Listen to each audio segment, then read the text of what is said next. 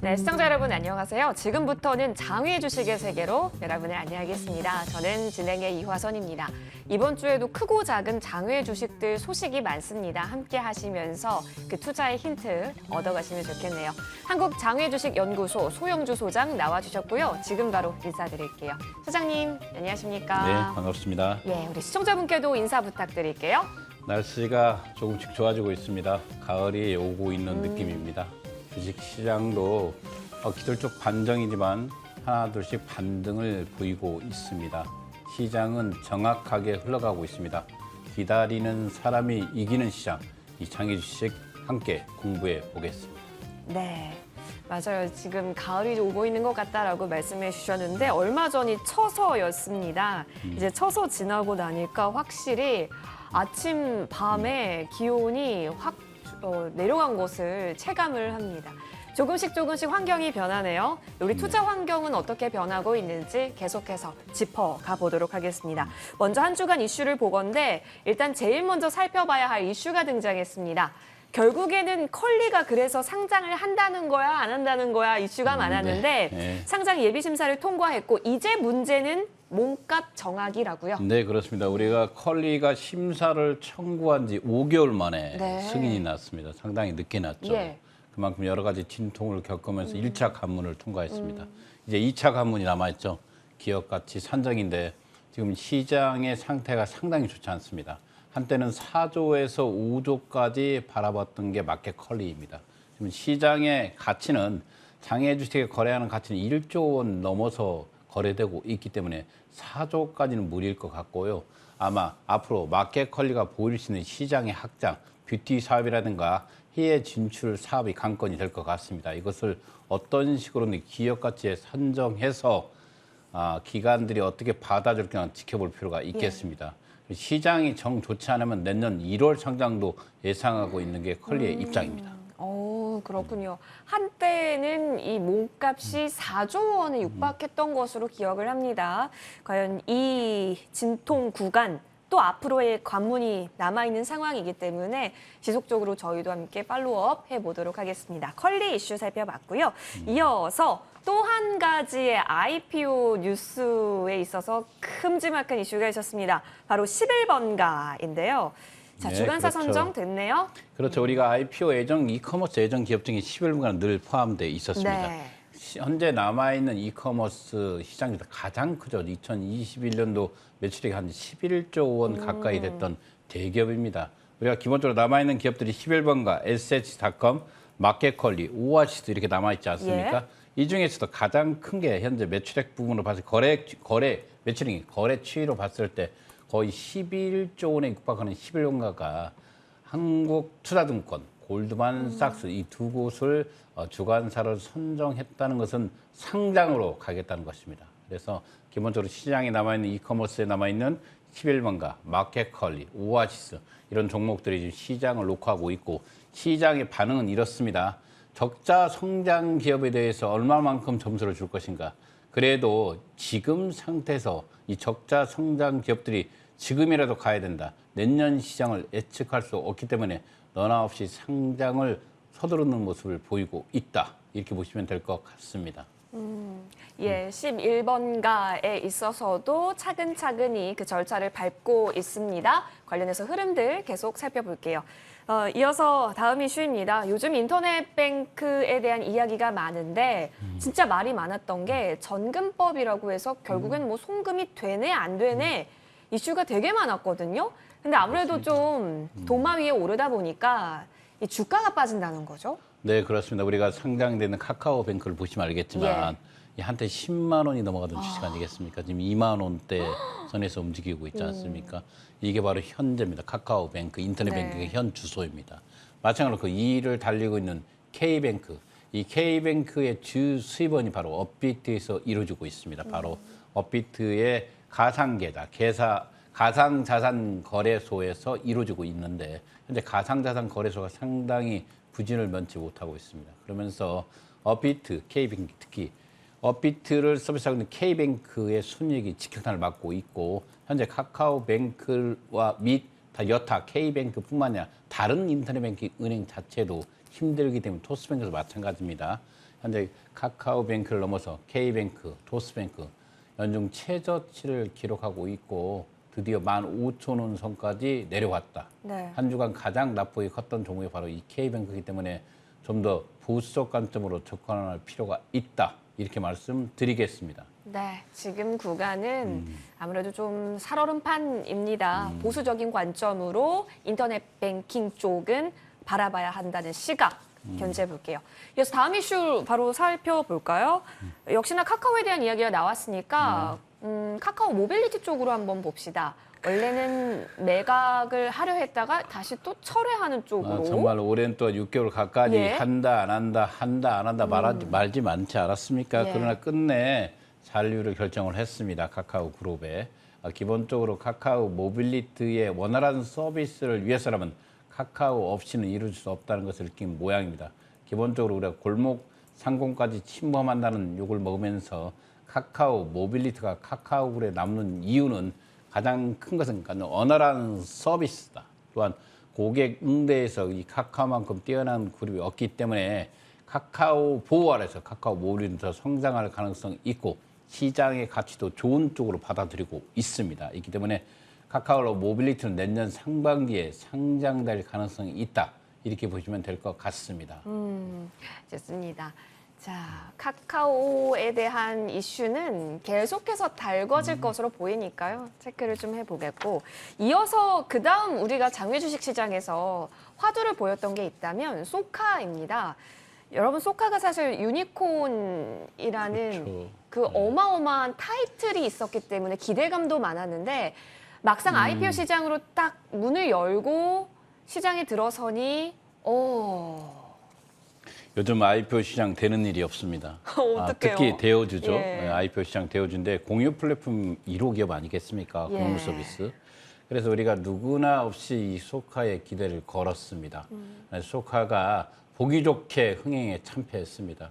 요즘 들어가는 대여주들, 특히 대여주들이 시장에서 꺾이면서 비상장 주식, 장외 주식이 정말 어렵게 흘러가고 있습니다. 그리고 장외에서 구입한 사람들이 도리어 더 큰 손해를 보고 있는 게 현재의 장외 주식 시장입니다. 이런 상태에서는 보수적 관점으로 장을 접근할 필요가 있다. 다시 한번 말씀드리겠습니다. 소카 역시 보수적인 관점으로 지금 현재 바라봐주고 계시네요. 찬바람이 쌩쌩 불고 있는 IPO 시장입니다. 이 속에서 우리가 계속해서 투자 어떤 식으로 좀 다각도 열어놓고 넓혀봐야 할지 고민이 많이 되는데요. 이럴 때일수록 좀 면밀하게 지켜보죠. 소장님, 우리 그러면 시세부터 체크를 한번 해볼까요? 예, 보겠습니다. 한 주간 시세를 보면 LG CN에서 변동 없이 8만 원을 지켰습니다. 이런 대형주들은 큰 변동 없는 시장을 보이고 있습니다. 매도와 매수가 없는 상태에서 현재적 가격을 지키고 있다. 네. 이렇게 보시면 될 것 같고요. 두나무죠. 두나무가 20만 원 선에서 턱걸이를 했습니다. 우리 자사주 편입이 34만 원이 넘어가는 주식이 지금 비상장에서는 20만 원에 거래되고 있다는 겁니다. 그만큼 시장은 미래의 성장 가치에 대해서 무게를 좋게 보고 있지 않다. 그러면서 시장에 매도물들이 쌓이면서 매수자는 실종되고 가격은 점점 하락하는 모습을 보이고 있는 게 현재 가상자산 시장입니다. 좀 더 빗썸코리아가 21만 원 선을 지키고 있는데 빗썸코리아 매각의 이슈가 있지 않았습니까? 매각 이슈 이전에 지금 현재 빗썸코리아 가압류 이슈까지 불거지면서 시장이 냉각되고 있습니다. 현재 매도 매수가 없는 상태에서 그래도 현재 빗썸코리아는 전주 대비해서 두나무보다는 덜 떨어진 양상을 보이고 있는 건 사실입니다. 워낙 가격이 저평가되어 있는 주식이다 보니까 이런 모습을 보이고 있는데 이 빗썸코리아는 가장 큰 이 삼중고 문제를 해결을 해야 됩니다. 가압 문제라든가 또는 대주주, 최대 개인 주주인 이종훈 의장의 문제 또는 법적인 문제까지 이런 것들이 해결되고 난 이후에 이 회사는 투자를 해야 될 것 같습니다. 현재 시장의 상태는 20만 원을 지키는 것도 대단하다고 생각하고 있습니다. 그러나 이 빗썸코리아에 상당히 많은 개인들이 있습니다. 이 개인들은 현재적 가치가 아니라 미래적 가치에 투자하는 것 아니겠습니까? 예. 그리고 현재 액면가 5천 원짜리이기 때문에 제가 보아도 상당히 저평가입니다. 다만 전년 대비해서 현재 2분기가 한 800억 가까이 매출액이 줄었습니다. 이 줄어있는 상태이기 때문에 이런 부분들 매출액이 점점 줄고 있는 모습들을 살펴보시고요. 투자해 볼 필요가 있다. 이렇게 말씀드리겠습니다. EVR 스튜디오 11,500원까지 밀렸습니다. 기간의 투자 단가가 15,000원이었습니다. 15,000원짜리 주식이 11,500원까지 밀렸다는 시장이 그만큼 매수세가 약하다. 또한 현재 매수가 전무한 상태의 장애 주식 모습을 보이고 있다. 이 단면을 보여주는 주식이 바로 EVR 스튜디오입니다. 특히 EVR 스튜디오는 제1기획은 대기업에서 주당 15,000원의 신주를 편입했습니다. 이런 상태에서도 지금 현재 주가 11,500원의 납폭이 상당히 크다. 그렇기 때문에 관심 있게 지켜볼 필요가 있다. 이렇게 말씀드리고요. 비바, 리퍼블리카 58,000원입니다. 신사업 플랫폼 기업들 요즘 그렇습니다. 이 성장기에는 상당히 좋습니다. 그러나 이런 정체기에 진입하는 순간 신규 투자가 이루어지지 않으면 어려워지는 게 바로 비상장 주식입니다. 특히 이렇게 신사업, 우리 아까 말한 적자 성장 기업들. 현재적 적자인 상태에서 가치를 어떻게 볼 것인가. 미래적 가치만 놓고 성장성에만 무게 둘 수 없고 현재적 가치를 중시하는 지금의 투자 기법에서는 연면받을 수밖에 없는 주식이 되어버렸습니다. 특히 비바 리퍼블리카 당근마켓이 그 분류에 속해 있기 때문에 더더욱 시장에서 가격이 안 좋게 형성되고 있다. 이렇게 보시면 될 것 같습니다. 야놀자 53,000원까지 왔습니다. 이 주식이 연초에 방송할 때만 보더라도 11만 원, 12만 원 가던 주식입니다. 근데 현재 53,000원까지 밀렸다는 것은 우리가 기본적으로 야놀자가 비전 펀드로부터 2조 원 가까이 계약을 체결했습니다. 투자 계약을. 그러나 현재 그 돈들이 유입되는 모습이 보이지 않으면서 시장은 야놀자의 자금 상황도 걱정할 필요가 있다고 합니다. 이런 상태에서 야놀자의 주가는 거의 반토막이 나 있는 상태입니다. 저는 개인적으로 코로나 이후에 가장 큰 수혜주로 야놀자를 봤는데 또 제2의 코로나가 유행하면서 야놀자가 직격탄을 맞았다. 이렇게 보시면 될 것 같습니다. 야나두죠. 야나두가 기간의 투자 단가가 140만 원 가까이 됩니다. 근데 현재 주가가 87만 원이면 거의 반토막이 거래되고 있는 거 아니겠습니까? 앞서 말한 대로 EVR 스튜디오도 기간의 투자 단가가 15,000원이었습니다. 그러나 그 주식도 11,500원에 거래되고 있고 지금 말한 야나두도 거의 147만 원, 140만 원 가까이 되는 기간의 투자 단가가 있는데 불과 요 근래 이루어진 일입니다. 오래전의 일이 아니라. 그런데 지금 장외에서는 87만 원에 거래되고 있다는 것은 그만큼 장외 주식이 납폭이 너무 크게 돼 있다. 이렇게 보시면 될 것 같습니다. 그래서 저는 개인적으로 거래소 코스닥보다는 납폭이 더 큰 이 장외 주식을 이런 우량주를 조금씩 편입한다면 분명히 이 구간에 진입할 가능성이 높다. 이렇게 말씀드리고요. 컬리 보겠습니다. 컬리 52,000원 와 있습니다. 통상적으로 상장 예비 심사가 통과되면 이 장외 주식은 올라가게 되어 있습니다. 그러나 역현상입니다. 통과된 이후에 가격은 올라가지 않고 도리어 좀 밀리는 모습을 보이고 있다. 앞서 말한 대로 지금 몸값 책정이죠. 회사의 시가총액 가치를 어떻게 놓고 산정할 것인가. 이런 것들의 결론이 나기 전까지는 계속 가격은 출렁거릴 가능성이 있다. 이렇게 보시면 될 것 같고요. 현대 엔지니어링 지금 51,000원까지 왔습니다. 이 주식은 당분간 편입하지 말라고 말씀드렸습니다. 4만 원 선도 보일 가능성이 있다. 왜? 상장이 상당히 오래 남아 있습니다. 올해, 내년 아닙니다. 언제 갈지 모르기 때문에 이런 주식은 좀 더 시간을 두고 편집해도 된다.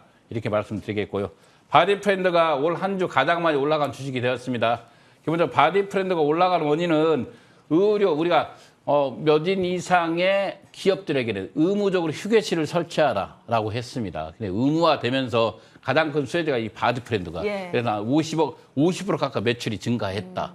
이렇게 보시면 되겠습니다. 바디프렌드가 오랜만에 좋은 소식을 좀 알렸습니다. 그래서 이번 주에 가장 많이 상승한 종목이 바디프렌드가 되겠습니다. 큐라티스 변동 없이 9,300원 지켰습니다.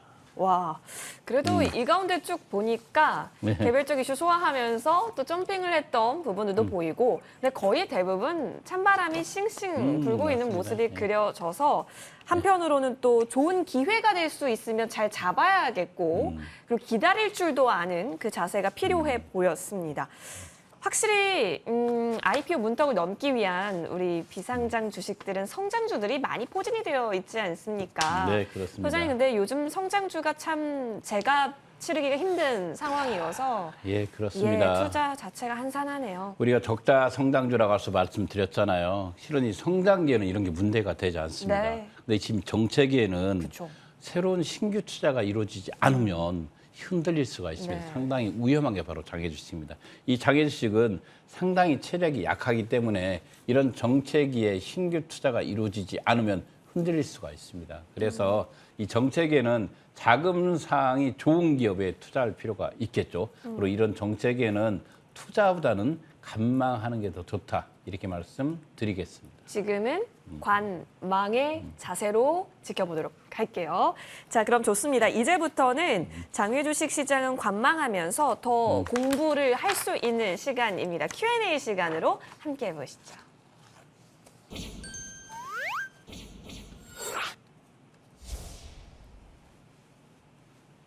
그 어떤 질문이어도 괜찮습니다. 우리 소장님과 함께 풀어갈 수 있는 시간이 준비되어 있는 Q&A 시간인데요. 자, 유튜브 댓글 또는 머니투데이 방송 시청자 게시판에 장외주식 관련해서 좀 궁금한 점이 있다면 많이 남겨주세요. 자, 그러면 첫 번째 질문부터 빠르게 살펴보도록 하겠습니다. 질문 열어보죠. 장외주식에서 구입한 가격보다 낮게 상장되는 주식도 있다. 예, 있습니다. 있죠. 맞습니다. 예. 네, 그렇죠. 우리가 장애주식 고가 논란이 연일 좀 이슈가 되고 있는 건 사실입니다. 이번에 쇼카 장애에서 구입한 사람들 망했습니다. 힘들어졌습니다. 그만큼 높은 가격에 거래됐고요. 지금 마켓 컬리도 예. 평균 단가가 8만 원에서 9만 원입니다. 근데 지금 그 반토막에서 거래되고 있기 때문에 정확한 것은 장애 주식이라고 해서 장에서 구입하면 무조건 상승한다는 것은 없습니다. 그렇기 때문에 정말 옥석 가리기를 철저히 잘할 필요가 있다. 이 장애 주식은 여러분들 알듯이 상승 탄력이 상당히 큽니다. 반대로 하락폭도 크기 때문에 신중하게 접근해서 투자할 필요가 있다. 이렇게 말씀드리겠습니다. 그렇죠. 거래 가격보다 낮은 가격에도 상장이 돼버리면 그러니까 상장 직전에 장외 주식 시장에서 사버리면은 손실이 되는 그렇죠. 거기 때문에 그 시기 여러분 늘 고민하셔야 합니다. 다음 질문 바로 확인할게요. 장외 주식에서 장외 주식 매수한 후 가격 확인을 위해 여러 장외 주식 플랫폼을 둘러봤는데 가격 차이가 있더라. 왜 사이트마다 가격이 다를까요? 네, 비제도권, 비상장 주식입니다. 말 그대로 장에 있는 주식이다 보니까 제도권 바뀌니까 네. 가격이 천차만별이죠. 또한 이 플랫폼마다 정책도 다릅니다. 네. 그래서 우리가 장애 주식 거래 플랫폼 있는 가격이 아닙니다. 하나의 창고에 지나지 않습니다. 그래서 여러 사이트를 비교 분석해서 그 평균치가 바로 네. 여러분들의 가격이다. 이렇게 보시면 될 것 같습니다. 네, 그러니까 이제 A 플랫폼, B 플랫폼 잘 확인하시면서 여러분 적정 가격으로 잘 산출된 곳 이용해 보시면 좋겠네요. 자, 이어서 다음 질문 바로 넘어가겠습니다. 장외주식 시장에서 상장을 하지 못하면 배당금이라도 주어야 하는데 장외주식은 배당금 지급하지 않나요? 별 의무가 없습니다. 네. 비상장 주식은 상장을 가지 않는다면 정말 필요가 없는 주식입니다. 네. 반드시 장애 주식은 상장 가능한 주식을 사야 됩니다. 거의 비상장 주식의 90% 이상은 배당금을 지급하지 않습니다.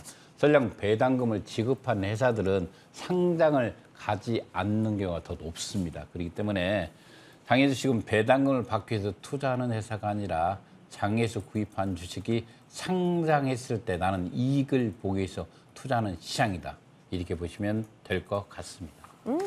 예, 좋습니다. 우리 하나 좀 더 열어보도록 하겠습니다. 바로 만나보시죠.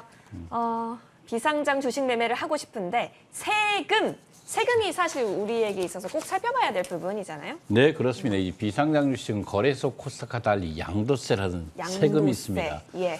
참 문제입니다. 양도세만 없으면 이 개인들이 투자하기가 너무 좋은 곳인데 이 비상장 주식은 양도세가 있기 때문에 반드시 세금을 철저하게 확인해야 되고 이 세금을 내기 위해서는 비상장 주식은 반드시 매매 계약서를 가지고 있어야 된다는 사실도 명심해 두시기 바라겠습니다. 네. 자, 여러분 양도세 이 부분 체크 지금 구간 필요합니다. 관련해서 잘 투자 계획 세워보시길 바라겠고요. 자, 질문 타임은 여기서 마무리를 하고 이제부터는 우리 소장님과 함께 더 자세하게 아까 전에도 플랫폼에 대한 질문이 조금 있었고 요즘 들어서 플랫폼 질문들이 좀 많습니다. 짚어볼 수 있는 시간으로 함께 해보겠습니다.